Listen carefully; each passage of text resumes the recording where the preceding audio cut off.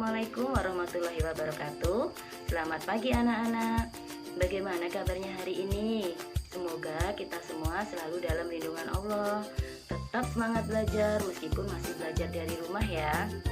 Sebelum kita mulai pelajaran, silakan anak-anak berdoa menurut agama dan kepercayaan masing-masing. Berdoa dimulai, berdoa selesai. Jangan lupa anak-anak mengirim absensi di grup WA. Untuk hari ini kita akan membahas tema 1 selamatkan makhluk hidup, tema 1 tumbuhan sahabatku, pembelajaran 3. Pada pertemuan sebelumnya kita sudah mempelajari materi tentang perkembangbiakan cara generatif. Anak-anak masih ingatkah kalian dengan bunga? Ya, bunga merupakan alat perkembangbiakan tumbuhan secara generatif. Pada hari ini kita akan mempelajari perkembangbiakan tumbuhan secara vegetatif.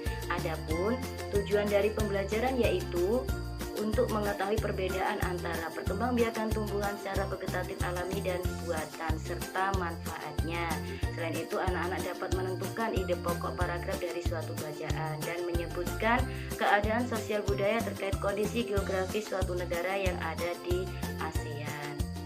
Langsung saja untuk perkembangbiakan tumbuhan secara vegetatif, yaitu perkembangbiakan tumbuhan tanpa perkawinan atau penyerbukan. Untuk perkembangbiakan tumbuhan secara vegetatif dibagi menjadi 2, yaitu alami, prosesnya tanpa ada campur tangan manusia. Sedangkan yang kedua yaitu vegetatif buatan, proses terjadinya dengan campur tangan manusia. Cara-cara perkembangbiakan tumbuhan secara vegetatif alami yaitu ada tunas adventif, spora, rizoma, umbi, dan geragi. Sedangkan tumbuhan vegetatif buatan dengan cara mencangkok, mengenten, okulasi, dan merunduk. Nah, jadi agar anak-anak lebih paham tentang perkembangbiakan vegetatif, silakan anak-anak mencari tahu tanaman di lingkungan sekitar ya tentang perkembangbiakan vegetatif, dan kerjakan latihan di halaman 35. Tuliskan manfaat dari perkembangbiakan vegetatif dari informasi yang kalian dapatkan. Selanjutnya kita akan pelajari tentang ide pokok paragraf. Ide pokok paragraf atau gagasan utama adalah inti dari suatu paragraf. Bagaimana cara menentukannya? Yaitu dengan mencari kalimat utama, karena ide pokok ada di kalimat utama. Kalimat utama bisa terletak di awal paragraf, di tengah, dan di akhir. Jika kalimat utama ada di awal, maka kalimat kedua dan seterusnya akan menjelaskan kalimat utama. Sedangkan jika kalimat utama ada di akhir, maka kalimat terakhir berupa kesimpulan. Tandanya ada kata jadi, karena, oleh, karena itu.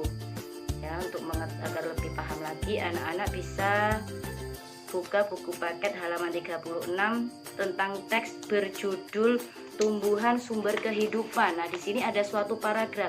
Anak-anak diminta menentukan ide pokok di halaman 37 ya, dibuat dalam sebuah lingkaran. Di ide pokok itu ada.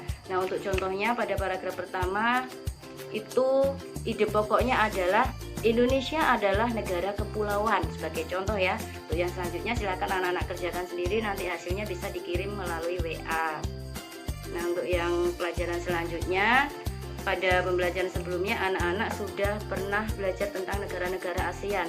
Jadi agar lebih paham lagi, silahkan anak-anak baca informasi yang ada di buku paket halaman selanjutnya.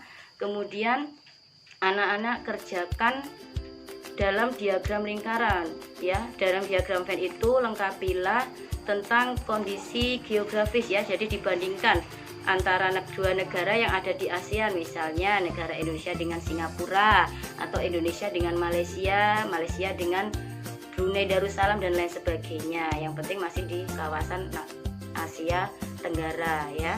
Nah, jadi itu untuk pembelajaran hari ini. Kesimpulannya yaitu untuk perkembangbiakan vegetatif dibagi menjadi 2, alami dan buatan. Kemudian untuk menentukan ide pokok paragraf itu bisa berada di awal, di tengah, maupun di akhir paragraf. Dan bagaimana cara membandingkan dua negara tersebut ya yang ada di negara ASEAN. Demikian untuk pelajaran hari ini. Semoga bermanfaat. Ibu akhiri wabillahi taufiq wal hidayah. Wassalamualaikum warahmatullahi wabarakatuh.